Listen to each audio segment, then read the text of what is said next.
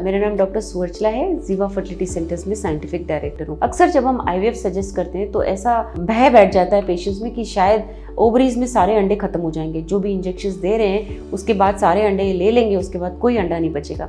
तो ये बहुत गलत इन्फॉर्मेशन है। इसके बारे में और थोड़ी जानकारी आपको जब दी जाएगी तो आप समझ जाओगे कि आईवीएफ एक बहुत आसान तरीका है जिससे आपके एग्स को कुछ नहीं हो रहा है। जो ओवरीज में जितने एग्स हैं वो रहेंगे, थोड़े से एग्स हम उन्हें कलेक्ट कर रहे हैं। उसको जानने के लिए आपको नेचुरल विधि समझनी चाहिए। जब आप अपने माँ के गर्भ में होते हैं तो आपके अंडे तैयार हो रहे होते हैं। तकरीबन 2 से 3 महीने पहले जब आप पैदा होने वाले होते हैं तब ये अंडों का मैन्युफैक्चरिंग बंद हो जाता है। पैदा होने के बाद ये अंडे एकदम एक स्लीपिंग स्टेज में होते हैं। ऐसे सोचिए जैसे कि सो रहे हैं। बट जब आपके पीरियड शुरू होते हैं, जब आप टीनेजर हो जाते हैं और आपके पीरियड शुरू होते हैं, तब ये अंडे एक्टिवेट होना शुरू होते हैं। ऐसा नहीं है कि सारे एक्टिवेट होते हैं, ऐसा नहीं है कि एक ही एक्टिवेट होता है। होता ये है कि एक ग्रुप ऑफ एग्स तैयार होते हैं इस महीने के पीरियड के लिए। उसमें से एक ही होता है जो एक्टिवेट होकर, जो सोचिए कि डोमिनेंट, जो तगड़ा है, और वो एक ही जो एग है वो रिलीज होता है। कैसे होता है ये सब? ब्रेन से फॉलिकल स्टिमुलेटिंग हार्मोन और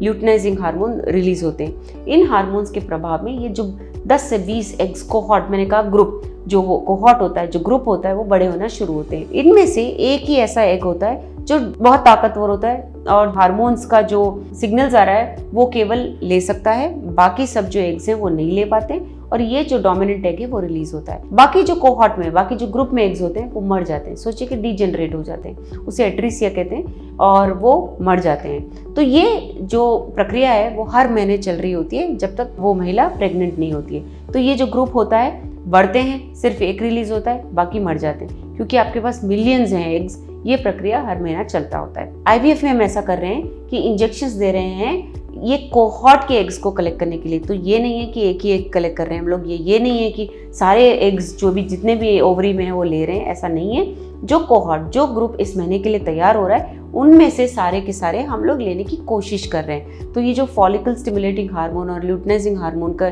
इंजेक्शंस आपको दिए जा रहे हैं, उस ग्रुप के एग्स को बड़े करने के लिए दिए जा रहे हैं और सिर्फ केवल वो एग्स को बाहर निकाला जाता है आईवीएफ के दौरान।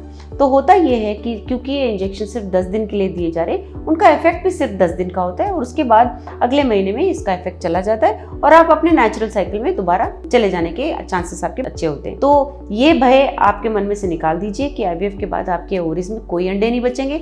हम लोग सारे आईवीएफ के लिए यूज कर लेंगे अगर, तो आपके पास बॉडी में कोई एग्स नहीं बचेंगे, ऐसा नहीं होता है। बट प्राकृतिक रूप से ऐसा होता है कि 35 के बाद, मतलब 35 ईयर्स के एज के बाद एक महिला के एग्स कम होते रहते हैं। जो क्वालिटी एग्स का होता है वो कम होता रहता है, जिसकी वजह से जो ग्रुप तैयार हो रहता है वो भी छोटा होता रहता है। और जैसे जैसे मेनोपॉज यानी पीरियड्स के ना होने की एज पास आते रहती है, उसमें ये नंबर्स भी कम होते रहते हैं। इसका अनुमान हम AMH हार्मोन के द्वारा लगा सकते हैं या FSH के द्वारा लगा सकते हैं या अल्ट्रासोनोग्राफी करके भी लगा सकते हैं। इसके बारे में अगर आपको और जानकारी चाहिए, आईवीएफ कैसे करते हैं, इसके बारे में आपके मन में कोई शंका है या कोई भय बैठा हुआ है, इसके बारे में और इन्फॉर्मेशन चाहिए, तो अवश्य स्क्रीन पे दिए हुए नंबर्स पे फ़ोन करके ज़रूर इन्फॉर्मेशन दीजिए। Thank you. हमने इस वीडियो को बनाने में बहुत मेहनत की है, ज़रूर हमें सब्सक्राइब और लाइक कीजिए। Thank you.